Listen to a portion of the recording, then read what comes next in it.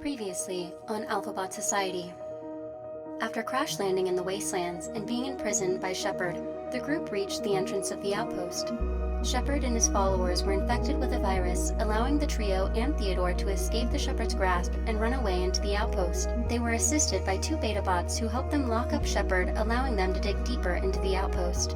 While exploring, the group came across a seemingly dead AlphaBot, but upon further inspection, they found out that this was the builder proto, Jago. Inside of Jago's head unit, the group found a private metaverse gateway chip and decided to go inside. Raid and Fora ventured into the Skylands metaverse, where they met Raoul, the machinist proto, who instructed them to find the proto's bodies in some place called the Grand Haven. Now they have come out of the metaverse and are met by merchant attackers who are invading the outpost. This is where our story continues.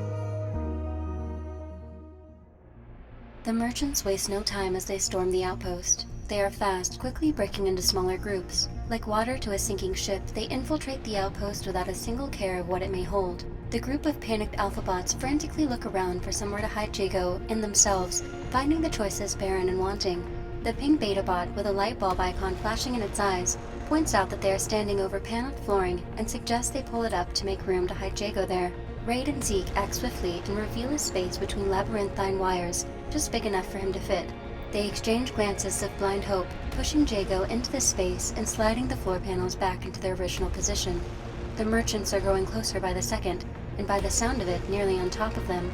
The green beta bot tells the group that they have a better statistical chance of evading the merchants if they split up. They all nod in agreement. Then Fora and Theo follow its lead as Raid and Zeke follow the pink beta down a separate hallway. She leads them up a stairwell and into what looks to be an old boardroom overlooking the main corridor. They pause at the window and watch helplessly as they witness the brigade of hundreds of merchants pouring into the building and splitting off in all different directions.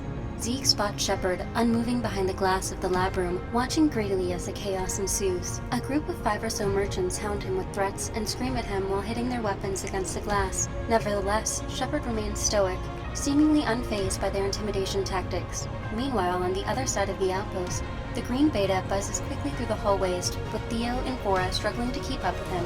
He changes directions, avoiding the hallways that echo with the sounds of the merchants. Fora struggles to keep pace due to her limp, and Theo calls out to the beta that they need to slow down or risk leaving her behind. Just then, a horn-like, ear-splitting sound shakes the walls of the outpost, and the screams of the merchants begin to subdue. From the perspective of Raid and Zeke, overlooking the main corridor, they see the army of merchants grow still as they open up a path for their freshly polished, all-chrome merchant leader. He is wearing an elegant cloak that lazily flows behind his confident steps as he makes his way through the sea of his subordinates and up to the glass facing Shepard. The two stare at each other for a moment of thick tension, as if daring the other to speak. The merchant leader relents and demands he tell him the purpose of this place. Shepard stares onto him, with the symbols of his eyes glitching. The merchant, slightly unnerved, looks over the Shepard's shoulder to see the other 3 keepers lying on the ground behind him. Shepard follows his gaze and looks down upon the motionless extensions of himself and back again at the merchant. He steps closer to the glass and orders Shepard tell him what has happened here. When Shepard gives him nothing in response but a cold stare, the merchant leader looks back at his crew and wonders aloud if this bot could really be a proto. Shepard's booming voice abruptly interrupts his pondering, as if not accustomed to his own speech, and calls out to be released. The chrome merchant, himself not accustomed to be given demands, asked him why they should do that. Shepard speaks again, this time in a more controlled and measured tone, and says that he is in fact a proto, and will reward them kindly for servicing him. The group of merchants murmur amongst themselves. Raid, from the boardroom above, catches a glimpse of Fora peeking her head around the corner of one of the hallways connected to the main corridor. They make eye contact, and Raid immediately motions his hands, trying to urge her to get out of there. In response, she makes hand gestures signaling for him to calm down and stay low. Behind her, Theo can be seen waving up at his friends with the green beta hovering by his legs. The chrome merchant paces in front of the glass and asks Shepard if he's really a proto. Why would he be locked up in a laboratory? Shepard pauses for a moment, and then explains without falter that he was attacked by a group of humans long ago that were attempting to destroy him. Luckily, the 3 AlphaBots on the floor managed to break in and save him from that fate, but in doing so got themselves killed. He insists that the outpost was subsequently locked down, trapping him inside ever since. The merchant puts a hand up to his mouth, processing this for a moment, and proceeds to follow up with another question, asking him if he had any idea why one of their stolen ships would be parked outside of the outpost entrance. Without hesitation, Shepard looks into the chrome merchant's eyes and says, "Theodore." All of the merchants burst into an uproar, causing their leader to yell out, demanding silence. They obey, and he proceeds to ask Shepard in a more demanding tone what he knows about Theodore. Shepard, acutely aware of his advantage, leverages this and says that he has been locked up in this lab for generations and must be let out before he gives them anything else. From her hiding place in the hallway, Fora desperately looks over her shoulder at Theodore, as if pleading for him to do something. Concurrently, the Chrome merchant gives one nod of his head, suggesting to his subordinates that they may unlock the door. After they do so, Shepard steps out, a freed virus, and slowly scans the room and the merchants facing him.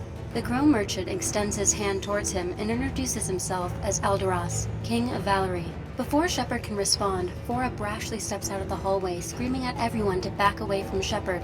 The group of merchants all turn their attention towards Fora as she screams again, desperately demanding that they get away from him. As her screams echo across the outpost, Raid, Zeke, and Theodore all collectively gasp and are frozen in shock and terror at what fate will come upon her. Shepard, with an invigorated sense of strength, suddenly grabs Alderas by the head unit as red flashes of the virus start to engulf and infect the Merchant King.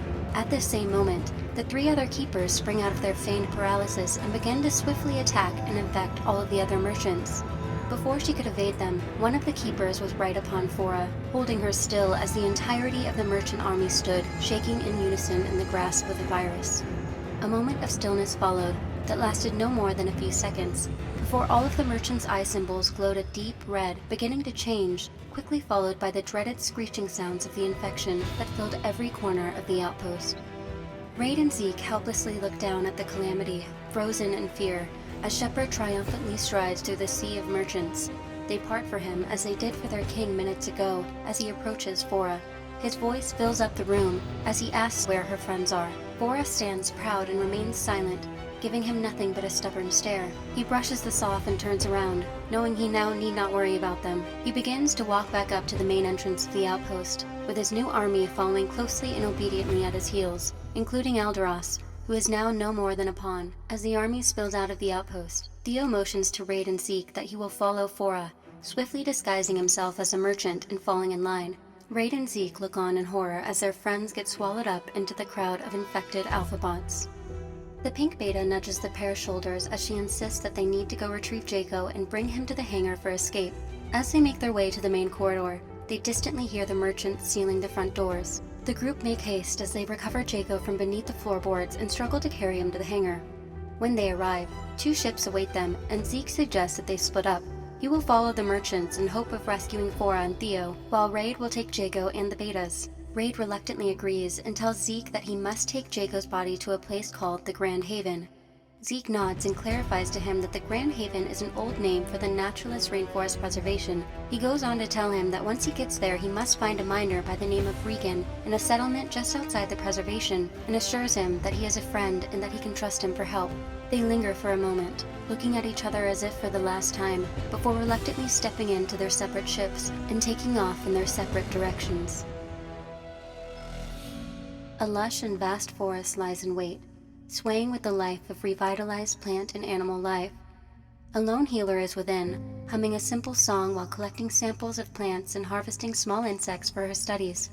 Her wanderings bring her to a small clearing with a waterfall cascading off the side of a cliff overlooking the abundance of the Naturalist Rainforest Preservation. She dares herself to come closer to the edge and bear witness to the jungle she calls home. When she makes it to the edge, she stands for a moment, taking in the scenery, when suddenly the ground below her begins to shift. It cracks and distorts into a stairway leading down into the cliff. The healer looks around for a moment and then begins to slowly follow the steps. The stairway leads down the side of the cliff face before she comes upon a small hallway leading into the rock. It opens into a great room lined with windows that overlook the preservation. As she explores this mystery, she comes upon a row of 10 chambers. However, she notices that one of them is open and appears to be hollow. As she steps closer, she realizes that each chamber has a different faction symbol embossed into them. She jolts as she hears an omnipresent voice abruptly fill the room, reading her by name. It sounds like a local AI within the mysterious structure. It speaks again, saying it detects Master Jago is coming home, as overhead lights begin to turn on, filling the room. The healer staggers back a few steps before hearing her name being called again, but this time from a more specific reference point. She turns around quickly to see her friend, Regan. He looks around the room, sharing her surprise and awe as he begins to question her about this place. Before she has a chance to express her own confusion, a pulse of pure light flies past her head unit and into Regan's, immediately dropping him to the floor. She gasps out in shock and dismay when she hears the omnipresent voice of the AI confirming its kill. The healer rushes over to Regan and sees that his core power source is still active, but he needs immediate mechanical attention or else he will not survive. The AI chimes in again with a more endearing tone and assures the healer he was only trying to protect her. She has no idea why Regan was just attacked, how the voice knows her name, or what this room was, but she needed to act fast. Do you take Regan back to get help or question the AI? If you take Regan back to get help, the healer will pick up Regan's body and carry him back to their settlement just outside the main preservation to receive help and have a higher chance of surviving. The healer will then have to explain to her neighbors what just happened to them. Or do you question the AI? If you question the AI, the healer will route Regan's processors and power distribution to his core functions in order to sustain him until she can get help. She will then question the AI about why it shot Regan and how it knows who she is.